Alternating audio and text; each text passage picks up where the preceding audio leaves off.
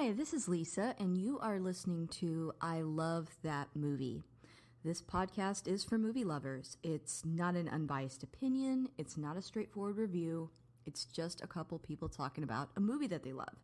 The format is each week I have a guest, and that guest and I discuss a movie that they love, something they're obsessed with, something they connect with. We'll talk about the plot, the director, and the actors, but we'll also talk about the personal connection my guest has with that movie. So if that sounds like something you want to listen to, keep listening.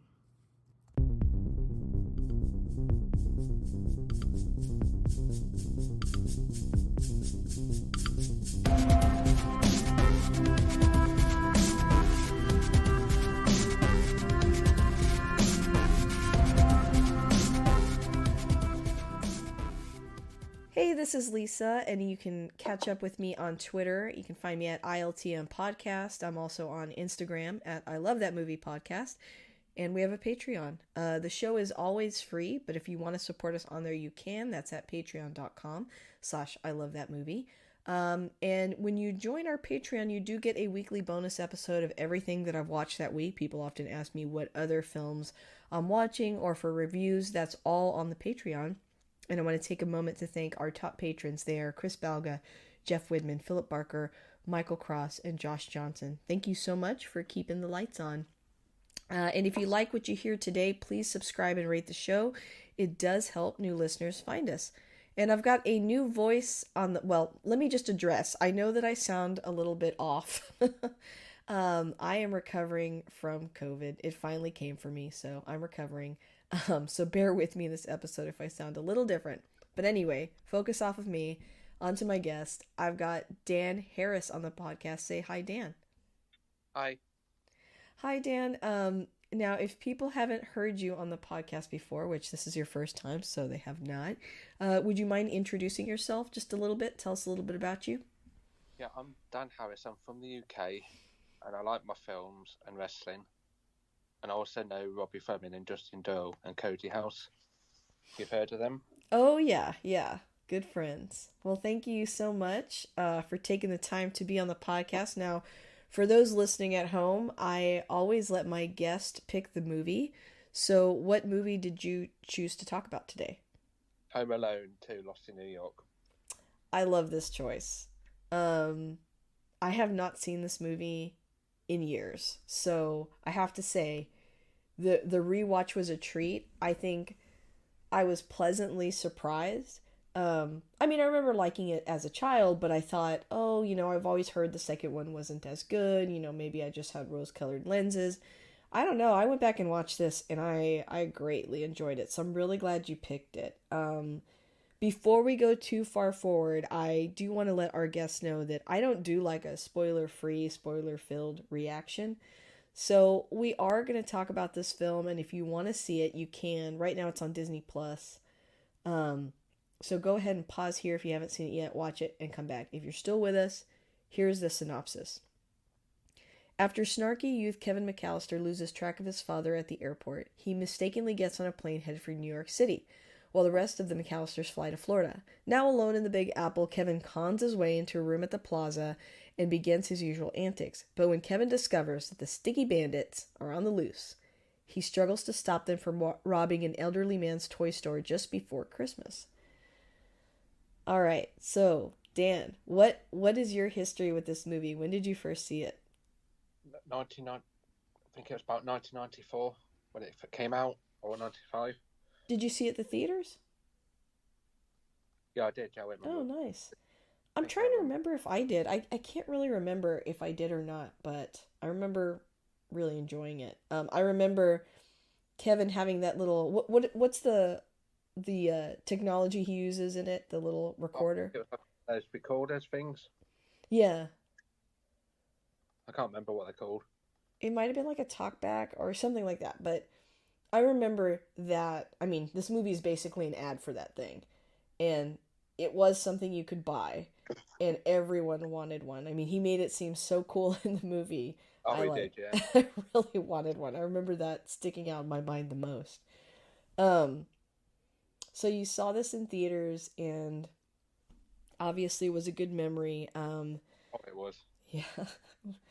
Did it make you want to like visit New York? It did, yeah. Yeah, me too. I think movies really romanticize New York, for someone I know you're in the UK, for someone even here in the States, New York is very far from Texas and I had never been, and movies just make it seem so magical. And New York is really beautiful, especially around Christmas, so it is a really good setting for the film. So this sequel was also directed by Chris Columbus, which is probably why it's not a terrible sequel. He's a great Yeah. director. Um, and I have a couple of quick facts I wanted to share about the film with you too. Number one, Macaulay Culkin was paid $4.5 million to star in the movie. This was the biggest salary ever given to an 11-year-old child actor. You can't really overstate how popular Macaulay Culkin was because of these films. Yeah. He was just everywhere. This movie was also shot at the Plaza in a Central Park suite, and the phone number given for the Plaza in the movie is the actual working number, or was a working number. Maybe not for the Plaza specifically, but it's unique because a lot of times in movies they provide fake phone numbers, but it sounds like they had a real one for this one. And then my last one was in Home Alone. Kevin watched a movie called, you guys may know this fact already, but he watches a movie called Angels with Filthy Souls. And in this movie, he watches the sequel, Angels with Even Filthier Souls. Like the first film, Angels with Filthy Souls, Angels with Filthier Souls is not a real movie and was filmed separately from and specifically for Home Alone 2. Um, I remember realizing that movie he watches in the first one wasn't real. That like blew my mind. So that was something that I don't think I learned until I was an adult. How about you? Yeah, I did. I thought it was real when I first saw it, but then when I getting older, Yeah. realised it was Yeah. real. Yeah, as you get older you're like, okay, this it does not seem like a true classic film, but it's very funny. Like that the clip in this movie is even campier and funnier I think than the first one, but Yeah. very good. So, so we usually talk about the cast. I don't know, did you want to go through the cast of this film? Yeah, it's got Tim Curry, Amazing. brilliant actor. I know it's so funny because I think when I saw this, I don't know that I necessarily knew who Tim Curry was. I don't know if I had seen Clue yet or a lot of his other movies, but it's really fun to go back and watch a film like this and realize how many famous people are in it. Even Donald Trump makes appearance. He does. Because they're at, I guess because of the hotel they're at. And also, he was kind of everywhere in the 90s, kind of in pop culture.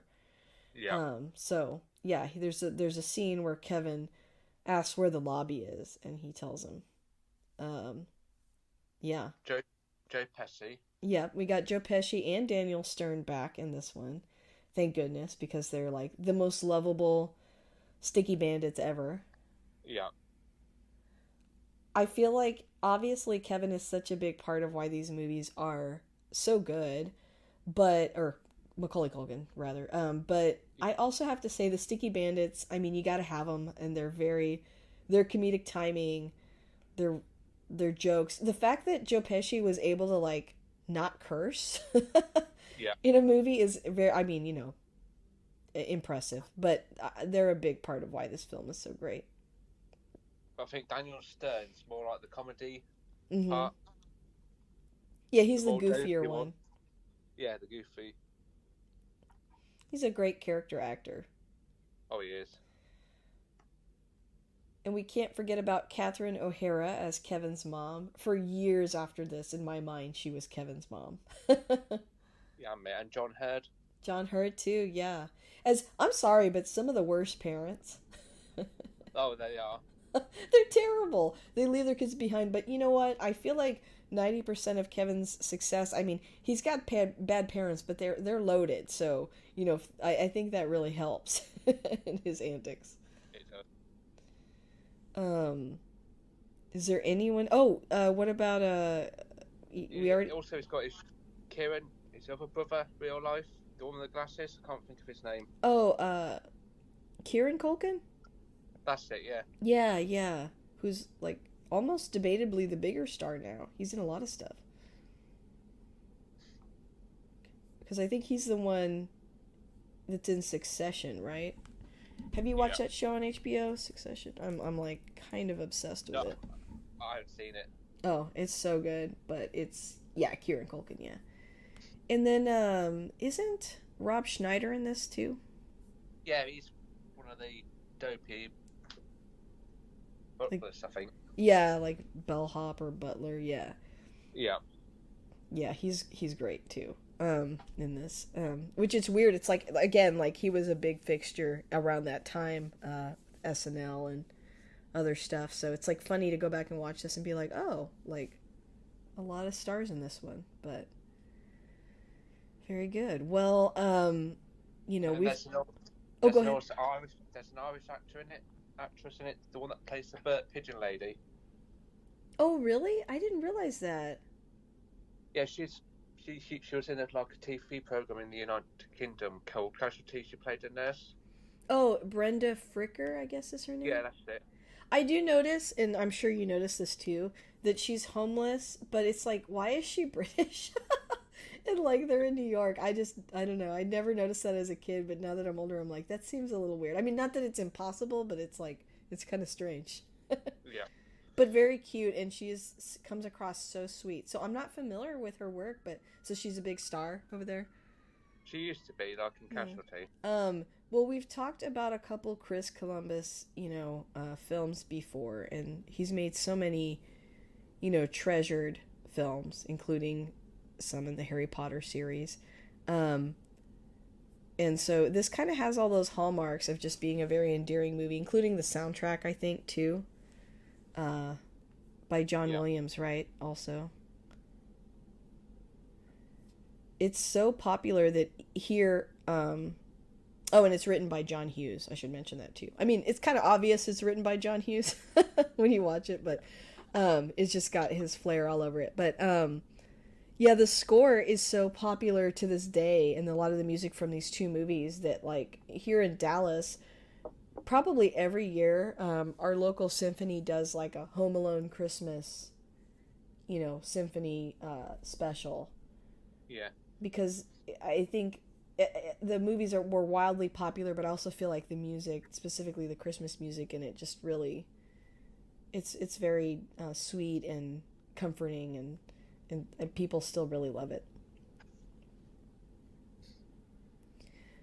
Did you have any favorite scenes from the movie that you wanted to discuss? Probably like when the two, Marv and Harry, go to try and attack Kevin. They all get pigeons on him. Oh yeah.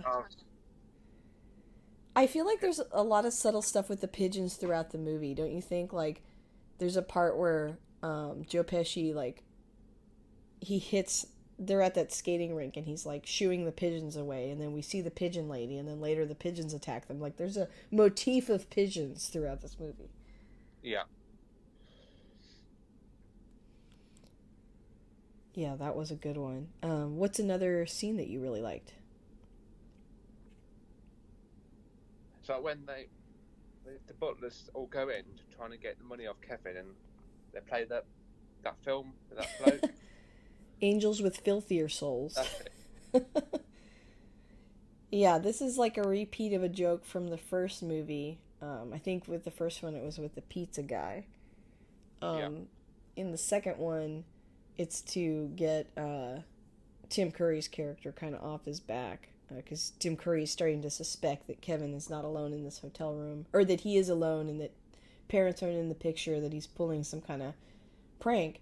And so Kevin, fortunately, has this recording from early on in the film where he recorded his uncle in the shower Frank. without his knowledge. Yeah, Frank. and he has this really funny exchange where Frank screams at him and calls him a pervert and stuff. And so, he plays that when Tim Curry kind of walks in on him.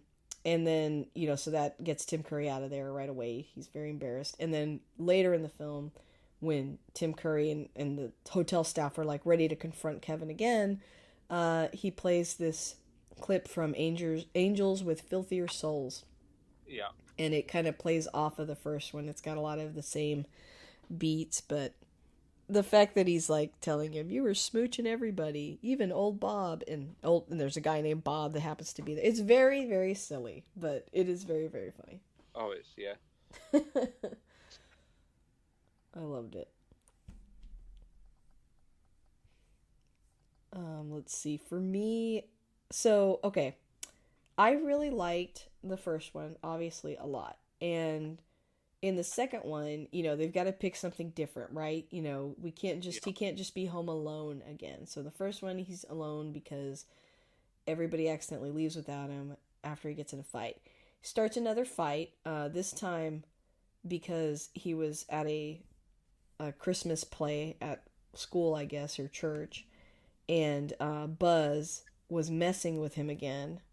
And anyway, he goes to punch Buzz, and it causes this huge disaster. Everything is destroyed, and everyone's mad at Kevin again. And he's kind of known as this sort of like Dennis the Menace type character that's always in trouble. But what the adults don't seem to ever pick up on is that, he's getting picked on, and that's why he's reacting the way he does. His mom tries to make him apologize to everybody. He kind of refuses, and this is the catalyst for him getting left, not at the airport this time. They kind of do a fake out where he's like in the car, and at the last second they're like, where's Kevin? And he's there. So you're like, okay, they can't lose him this time. This time they lose him at the airport, and he ends up getting on another plane when he follows someone that kind of looks like his dad. But this goes back to my theory. I've got a couple theories about Kevin. I think Kevin would be an angel if he was just in a different family, He would. because nobody listens to him.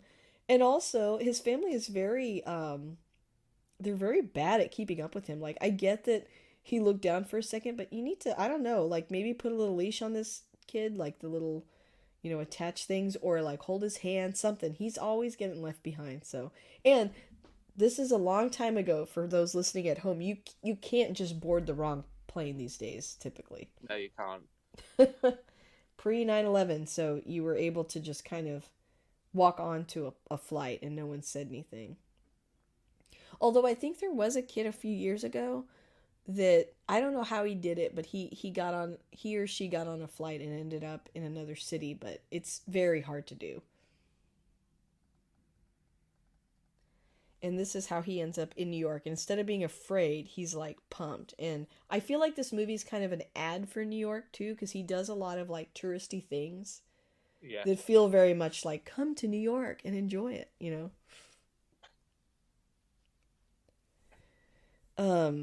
What was another scene that you really enjoyed? Where he befriended the toy owner guy. Oh, Duncan. Oh yeah. Duncan. So there's a toy shop. Of course, a child, like, their favorite thing to do would be go to a toy shop. I guess they couldn't say FAO Schwartz because I think that's the toy shop that he's kind of in, really. Like, in New York, there's a big toy store called that. I think it's still around. I'm not sure, actually. But when I was younger, it was everywhere. They had like a lot of different ones. There was even one where I lived, and it was just an incredible store. But, thanks to Amazon and online shopping in general, there's not really a lot of toy stores anymore, so we don't have these as fixtures. But, used to be, you had to go to the toy store to buy all the toys. So, of course, that's where Kevin's going to go first. And he meets Duncan. Well, he meets him and thinks he's just like a kind old man, right? Yeah. And what is Duncan like? What's their interaction again? What do they? Duncan's like saved money up, so he gives some money like to the children's charity, and he gives Kevin some angel rings, some birds. Oh, that's right. Yeah, Kevin. He donates $20 to the toy fund. He went there with the intention of spending money, but he's so moved by Duncan's pitch about that all the money that night on Christmas Eve is going to go towards children at a hospital that he donates money. And then there's a moment where he looks back and Duncan's gone, and then he looks at the wall and sees that he was talking to Duncan, and they kind of make you think he's a ghost almost. Yeah. But he later turns out to be real. Yeah, and this is gonna lead into the Sticky Bandits come back in to play here. Yeah, because Kevin's got that camcorder, hasn't he? Yep. Again, like he takes photos of them.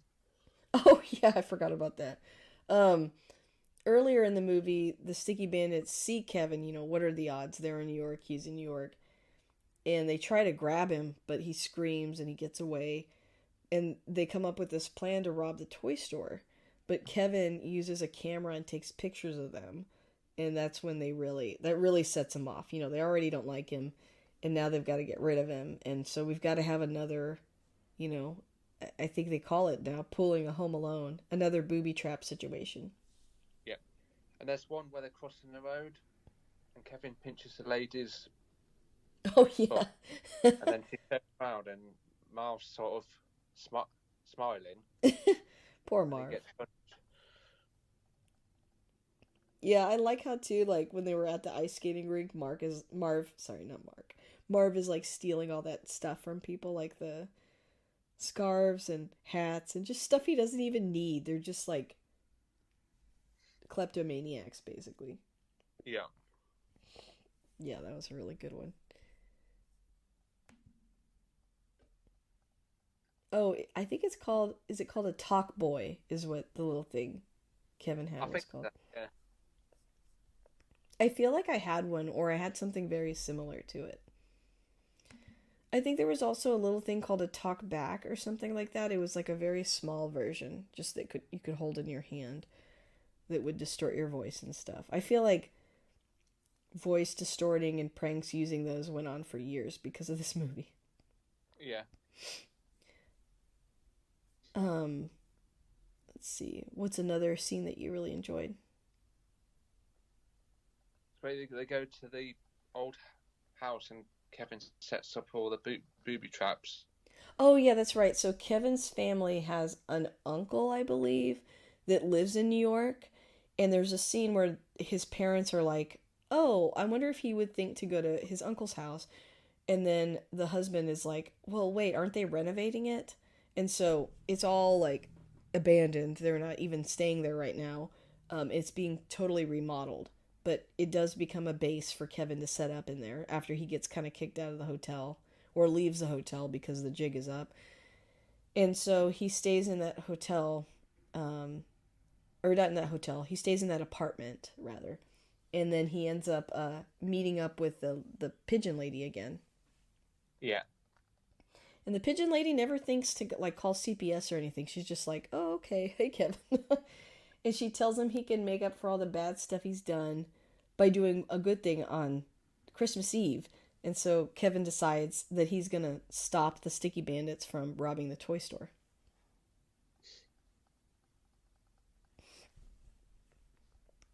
And you said you kind of liked the scenes in the house. Was there a particular scene in the house that you really liked?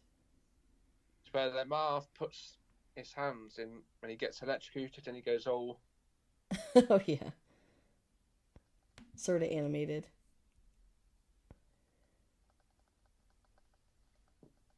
Let's see. Yeah, that part kind of scared me as a kid, actually. Not as an adult, though. It's pretty silly, so you can't be too scared watching it. Um, but how about the toy store? I feel like the toy store is a good setup for like a lot of the traps that Kevin has and ways to get out of things. I like where he chucks it, throws a brick through a window, Oh yeah. then he calls the cops, and he gives some money to replace the window. Oh yeah, that was nice of him. And like I saw too that or I read this thing that like I kind of remember seeing it on YouTube a few years ago, but like some doctors um explained like what Marv and Joe Pesci's character could live through and not live through, and I think the brick was something that they probably would not have lived through if it No, was real. But you know they get pretty maimed in these movies, and they kind of deserve it, so it's fine. Yeah, this whole toy thing is what really turns things around for Kevin. He goes from being the bad guy kind of for spending all that money on his dad's credit card to to the good. mhm. He and he ends up. does good.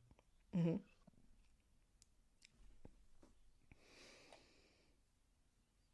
Yeah, he gets his name in the paper and all that kind of stuff. So things turn around for his family when they get to New York. They all get to stay at that hotel. They get all those presents from Duncan's toy chest too. Yeah, and then he gets the bill. Oh yeah, then he gets the bill, and then which it doesn't sound like a lot of money nowadays. It was like $800. I was like, oh, it's not bad, but probably not 1990. My husband pointed out that all the stuff that Kevin's getting, it's like ice cream, and so he's like, how much could that really be? He's not getting alcohol. He's a child, so not too much money. But yeah, his dad is upset. I know. I feel like he's fortunate that his family's so well off. Because I mean, for any other family, like running up all this money on a credit card would be, the end. Like that would be terrible. Oh, it would. But so, what are some of your favorite things about this movie? Like, I know you like a lot of, when he's interacting with the bandits and things like that, but why do you feel such an attachment to the movie? It's just like memories growing up, my younger. Yeah. Was it like a movie that you saw yearly? It was, yeah. It's like every Christmas you used to watch it. Yeah. Do you prefer this one to the first one? I do, yeah. Yeah. And what do you think? What do you like more about the second one? It's got more like comedy value, especially like Tim Curry. Oh yeah, Tim Curry can improve any movie. He's always an upgrade. Um, Yeah, I agree. I think there's more humor in this one. I was really pleasantly surprised. I really liked maybe the first one's a better like in air quotes movie, like but this one has a lot more comedy, a lot more cameos. Like I don't know, I really enjoyed it. I like the setting of New York and I don't know why, but I always love when things are set in hotels. I just Yeah. love staying in hotels. So that part I think I really enjoy too. What are some good memories you have around watching it? Like, do you have any personal memories that you remember from watching the film? We used to watch it with my mum and dad and my. Cause my Oh, mum and dad are no longer here. oh, rest in peace. Sorry to hear that. Okay, I used to watch that with them and my brother and sister. Oh, yeah, that's a good memory to have. It's funny how, it's a movie and it's a big blockbuster film, but like you, I have a lot of really warm memories attached to films that I watched with my family. And the theme in the movie is very, centered on family. Like he is angry at them, but by the end he's like, I love them, they can do no wrong. I want to Yeah, be with them again. And speaking of his parents, um, specifically Catherine O'Hara, I read that she was worried that the mother character is not coming across warm enough, and that she actually asked for scenes to be added where she seemed more concerned and more invested in finding him. And I think that was probably a good choice. And also, he has a moment where he specifically says that he misses everyone, especially his mother. yeah. I think he has like a close bond with his mum, but not his dad. Yeah, his dad feels too busy or some, I don't know. But, it's probably plays on maybe the writer's connection to his mother, maybe. Maybe he had a closer relationship with his mother than his father. I also feel like just in society in general, the older movies um, focus more on the mother sometimes because it seems like the dad was less in the picture as they are typically portrayed today. Kind Yeah, of like a generational thing. But yeah, he has a close bond. He and his mother have a pretty combative relationship, but at its core, they love each other. I'm gonna venture a guess and say that, if there were like a Home Alone universe, that Catherine O'Hara's character was probably a lot like Kevin when she was a child, because she's also kind of rambunctious and I don't know. There's an energy that's similar to both of them. I think yeah, maybe that's why she's so hard on him. So we were talking earlier about New York. When you saw this movie growing up, did you ever tell your family like, "Oh, I want to go to New York," or were there any places you wanted to go specifically? Like mainly like New York's like the scenery. Mm-hmm. Like all the like Times Square and stuff like that. Yeah, and I'm like WWE. I'm a wrestling fan. I've always wanted to go to America to watch that. Oh, nice. I don't know much about wrestling, but it is big here. Yeah, I as a kid, New York and Chicago. Also, there were a lot of films in Chicago in the '90s too, and Kevin's from Chicago, so in the first movie he's in Chicago. Chicago and New York were places I really wanted to go because I saw them all the time in all my favorite films. So Yeah, definitely was excited, and I love all the stuff that Kevin goes through in the movie, like when he gets the pizza and the limo. Like, it seems so silly now. Like, it's funny trying to think of what kids would find super exciting. But as a kid, a pizza and a limo sounded amazing. And then he's drinking, like, Coke out of a champagne glass. I mean, all that sounded fun to me. I have to wonder, like, did this movie make me want to stay in a ritzy hotel? I really yeah. enjoyed it from watching it. But, yeah. Are there any, you mentioned already Kieran Culkin. He's the kid that drinks too much. I feel like in the first movie they said Pepsi, and in the second movie it's Coke, but he drinks too much before he goes to bed, so he always wets the bed, right? That's it. Yeah, Yeah, I think that joke is very funny now as an adult. And then Buzz. Buzz is probably the other kid we see the most too. The yeah. Then bully. you got and Frank's always like bullying Kevin. Oh yeah, there's Uncle Frank. Yeah, it feels very much like a big family. Although I said it in the first one, and I know I keep harping on it, but I'm gonna say it again. His house is nice. I think Oh, it is nice. it's probably, yeah. It was a time when people had really big houses, but it's like, man, if I was in that big house, I mean, I can see why the whole family stays there. Yeah, It's got a lot of rooms. And then even like the hotel suite at the end is so nice too. It's like, wow, different time.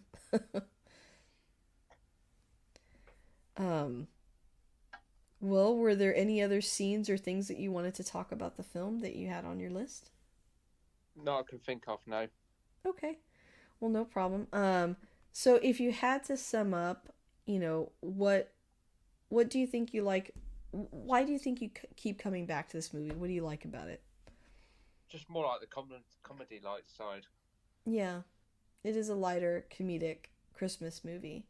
And if somebody were to ask you, you know, I've never seen Home Alone or Home Alone 2, how would you kind of pitch the movie to them? I'd say watch the first one first, so you Oh, get for sure. off Kevin's backstory. And if you like your like comedy side, then watch that. Yeah, I agree. The second one I think is a little bit funnier. It's got a retread of some of the jokes from the first one, but I think it's different enough for a sequel to be entertaining for sure. Because they do change their like the bandits, the first one, and then I think the second one they're called the Sticky Bandits. Oh, okay. I didn't even notice that. Good call. I didn't notice that. Very cool. Yeah, and I think we've covered the first Home Alone on the podcast, so you could also go back and listen to that episode if you want. But yeah, I think the second one is a pretty strong sequel. I actually really enjoyed it. I'm glad that you mentioned it. I watched it, here at home next to my Christmas tree with all my decorations and my Christmas PJs, and it felt like, I don't know, I felt like a kid again. I felt like I was reliving that experience of watching it when I was younger. I really enjoyed it. Um, well, Dan, thank you so much, for taking the time. Thank you for picking this film and for Thank you for taking the time. Yeah. Oh, sorry. Say that one more time. I talked over you. thank you for having me. Yeah, thank you, and I hope to have you back soon. All right, thank you.